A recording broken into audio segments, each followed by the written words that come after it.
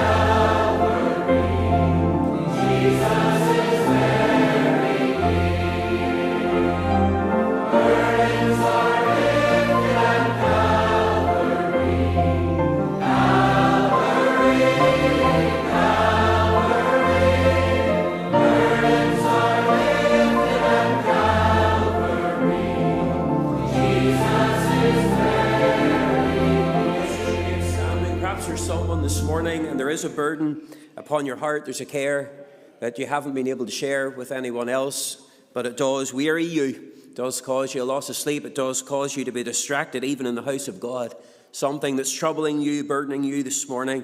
Well, as we sing our second verse, I trust that you'll even be glad to lift that care and that burden and cast it upon the Lord. He has promised if we cast our burden upon him, he will sustain us.